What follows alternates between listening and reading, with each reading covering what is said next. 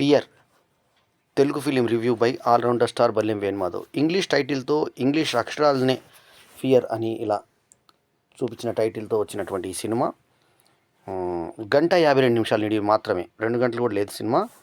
ఇది psychological థ్రిల్లర్గా UA certificate తెచ్చుకున్న 14 డిసెంబర్కు 2024 విడుదలైన సినిమా. సింధు, ఇందు అనే ఇద్దరు అక్కచెల్లెలు ఉంటారు.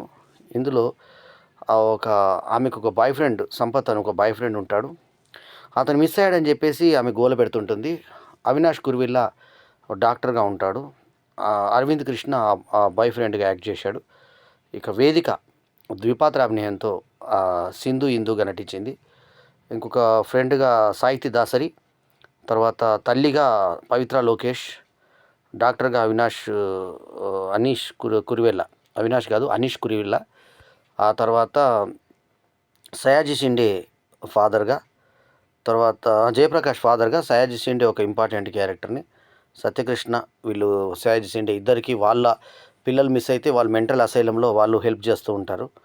షాని సల్మాన్ ఒక ఇంపార్టెంట్ క్యారెక్టర్ నటించిన ఈ సినిమాకి డైరెక్టర్, రైటర్, ఎడిటరు హరిత గోగినేని.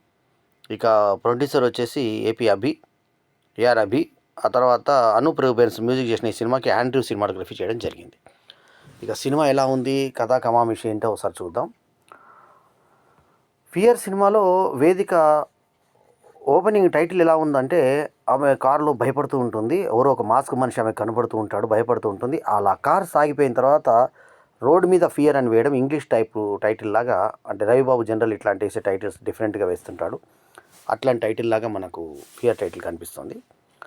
కనిపించిన తర్వాత ఈ అమ్మాయి మెంటల్ అసైలంలో ఉందన్న విషయం మనకు స్పష్టంగా తెలుస్తుంటుంది. అక్కడక్కడ చెడ్డీలు వేసి, ఆ తర్వాత కొంచెం స్కిన్ టైప్ డ్రెస్సులు వేసి అలా కొంచెం వేదిక గ్లామర్ కొంచెం ఒలకబోసే ప్రయత్నం చేసింది. అయితే ఓవరాల్గా సినిమాలో హీరో అరవింద్ కృష్ణ చూడడానికి అందంగా ఉన్నాడు. అయితే ఈమెకి చిన్నప్పటి నుంచి వాళ్ళ అక్క చెల్లెళ్ళ మీద ఒక రైవలరీ, చూడడానికి ఒకేలాగా ఉన్న కవలలాగా ఉంటారు వాళ్ళు. ఆమె అక్క పేరేమో ఇందు, ఈమె పేరేమో సింధు. అక్క చెల్లెలు ఇద్దరు ఈ ఒకే బాయ్ ఫ్రెండ్ని ఇష్టపడుతూ ఉంటారు. సో దాని నేపథ్యంలో వీళ్ళిద్దరికి ప్రాబ్లమ్స్ వస్తూ ఉంటాయి. ఒకసారి నెట్టేస్తే ఆల్మోస్ట్ ప్రాణాపాయ స్థితికి వెళ్తుంది ఇందు. సో ఈ రకంగా సింధుకి ఇందుకు జరుగుతుంటుంది. ఇప్పుడు మనకు చూపించింది సింధు. సో అనీష్ కురివెల్లనేమో డాక్టరు, సైకలాజికల్గా ఇప్పుడు సంపత్ అనే వ్యక్తి లేడమ్మా అని చెప్తూ ఉంటాడు. లేదు ఉన్నాడు అని చెప్పి బాధిస్తూ ఉంటుంది.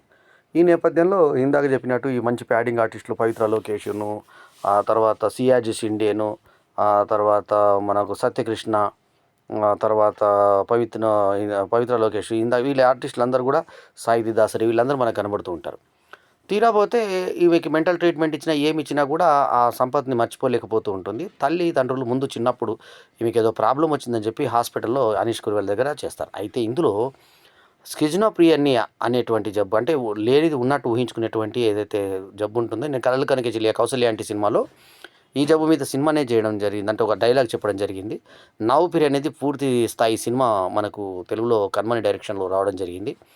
సో ఇందులో ఏంటంటే మనుషులు లేకుండా ఉన్నది ఊహించుకొని స్కిజోఫ్రెనియా అంటారు దాన్ని. దానికి ఎండ్ టైటిల్స్లో దాని ఎక్స్ప్లెనేషన్ ఇస్తూ దాని యొక్క స్థితిగతులు ఏంటో చూపిస్తే, మన శాంతి థియేటర్లో నిన్న రాత్రి సినిమా చూస్తుంటే చూసేలోపు కూడా తీసేశారు, బోర్డు తీసేశారు. అంటే నేను 17 ఆగస్టు, ఇది 17 డిసెంబర్ 2024 6 o'clock షోకి అక్కడ శాంతి థియేటర్లో ఉంటే ఎండ్లో 7:45 టైంలో క్లోజ్ అయింది సినిమా. ఆ 7:45 టైంకి ఆ ఎండ్ టైటిల్స్ అప్పుడు దగ్గర వాళ్ళు ఆ స్కిజోఫ్రెనియా గురించి మంచి ఒక ఇంపార్టెంట్ డిస్కషన్స్ ఇస్తుంటే టక్కున తీసేశారు సినిమా. అంటే ఎండ్ దాకా కూడా పెట్టలేదు. చాలామందికి ఓపికలు ఉండవు కదా, తీసేస్తుంటారు. సో మొత్తానికి బ్యాక్గ్రౌండ్ డిఫరెంట్గా తీసుకున్నా కూడా సినిమాలో మరి ఒక టికెట్ పెట్టి వచ్చిన ప్రేక్షకునికి ఉండేటువంటి రసాలు ఏవి కనబడవు. ఒక ఈ అమ్మాయి కూర్చున్నటువంటి భంగిమని పబ్లిసిటీలో ఎక్కువ వాడుకొని కొంచెం ఏదో గ్లామర్ టైప్ సినిమా అని చెప్పి ఫియర్ది కొంచెం చూపించేటువంటి ప్రయత్నం చేసి మాస్ ప్రేక్షకుల్ని ఆకట్టుకునే దిశగా చూసిన వేదిక అందాన్ని కొంచెం పరిచేటువంటి ప్రయత్నాలు, టైట్ ఫిట్లు అవన్నీ వేసి కొంచెం ఇది చేసినా కూడా సినిమాలో ఎటువంటి ఇంకా సబ్జెక్ట్ లేక, పాటలు పద్యాలు ఎటువంటి ఆకట్టుకునే విధంగా లేక, లేడీ డైరెక్ట్ చేసినా కూడా, హరిత గోగినేని చేసినా కూడా అది లేడీ ఓరియంటెడ్ ఫిలింగా కాకుండా ఒక మామూలు సినిమాగా మిగిలిపోయింది. ఎందుకంటే వేదిక చివరాఖరణ వచ్చేసి ఇదంతా ఆమె ఊహ, అసలు వాళ్ళకు చెల్లె లేదు, ఆ పుట్టిన గర్భంలోనే చనిపోయింది ఆ పాప. తర్వాత ఈ సంపత్ అనేది లేదు, ఇంకొక ఫ్రెండ్గా ఊహించుకున్న ఆ ఫ్రెండు లేదు. ఇదంతా బక్వాస్ అని చెప్పి మన క్లైమాక్స్లో చూపించడం మనకు చూసిందంతా బక్వాస్ అనిపిస్తుంది. ఎక్కడ కూడా మనకు ఒక ఎంటర్టైన్మెంట్ పేర్లు ఇప్పుడు ఇంత డబ్బులు పెట్టుకొని ఇవాళ ఇప్పుడు సింగిల్ స్క్రీన్లో వేసినా శాంతి థియేటర్లో ₹150 టికెట్. ఆ ₹150 టికెట్కు తగ్గట్టుగా సినిమా ఉందా అంటే ₹5 తగ్గట్టు కూడా అనిపించలేదు. సో మనకు పుష్ప 2కి ఇవన్నీ కలిసి వచ్చినాయి. ఇప్పుడు దీనికి కరెక్ట్ పోటీ సినిమాలు ఏవి సరిగ్గా పడలా. సో మంచి సినిమా పడుంటే దానికి ఎక్కడైనా ఆటంకం జరిగేటువంటి ఇది లేకుండా ఆ కలెక్షన్స్ అలా సాగిపోవడానికి కారణం ఏంటంటే సరైన సినిమా పడకపోవడం. ఫియర్ సినిమా అట్లా పుష్ప 2కి హెల్ప్ అయ్యే సినిమా లాగానే ఉంది. ఎందుకంటే అది దాంట్లో ఏం సబ్జెక్ట్ కనబడలా. వేదిక లాంటి టాప్ హీరోయిన్ని పెట్టినా కూడా సరిగ్గా వేదికను వాడుకున్నట్టుగా అనిపించలేదు దర్శకురాలు. సో ఫియర్ అనేది కన్నా కూడా ఫియర్ అంటే భయం. భయం మీద మనకు సినిమాలు తెలుగులో ఏమొచ్చాయంటే క్షణం క్షణం భయం భయం అని ఒక సినిమా వచ్చింది. డి రంగారావు డైరెక్షన్లో భయం అనే సినిమా వచ్చింది. సో ఇట్లా భయం అనే పేరు మీద 4-5 సినిమాలు తెలుగులో రావడం జరిగింది. అయితే దీనికి మళ్ళీ అదే భయం అని రిపీట్ చేయడం ఎందుకు అనుకున్నారేమో ఫియర్ అని చెప్పి ఇంగ్లీష్లో స్టైల్గా పెట్టారు. అంతవరకు బాగుంది. ఈ ప్యాడింగ్ ఆర్టిస్టులు కూడా అందరూ బాగున్నారు. వేదిక కానీ, అరవింద్ కృష్ణ కానీ, సాహితీ దాసరి కానీ, పవిత్ర లోకేష్ కానీ, అనీష్ కురివిల్ల కానీ, సయాజ్ సిండే కానీ, జయప్రకాష్ కానీ, తర్వాత సత్యకృష్ణన్ కానీ, షానీ సల్మాన్ కానీ, వీళ్ళందరూ కూడా ఆకట్టుకునే విధంగానే యాక్ట్ చేశారు. వీళ్ళ దాంట్లో ఎటువంటి లోపం కనబడలా మనకి. కానీ మనకు వచ్చిన ప్రాబ్లమాలు ఏంటంటే సరైన స్క్రీన్ ప్లే లేకపోవడం. ఇందులో కథాబలం ఏముంది, దీంట్లో సస్పెన్స్ థ్రిల్స్ ఏం లేవు. ఇది మొదటి నుంచి ఊహించుకుందంతా ఆ ఊహాన్ని మనకు మెంటల్ ఐసైలంలో ఉన్నప్పుడే అర్థమైపోతుంది అవి మెంటల్ అని. సో దాన్ని బట్టి ఇంకా దానికి లాస్ట్లో మన ఉత్సుకత అయ్యి అబ్బా అనిపించేటువంటి సస్పెన్స్ ఏం కనిపించదు. పైగా దీంట్లో పాటలు రొమాంటిక్ కోణం ఏం లేకపోవడం. అరవింద్ కృష్ణతో కూడా కనీసం పాటలో పద్యాలు తీసుకునేటువంటి అవకాశం ఉన్నా కూడా ఎటువంటి అది కూడా చేసే ప్రయత్నం చేయలేదు.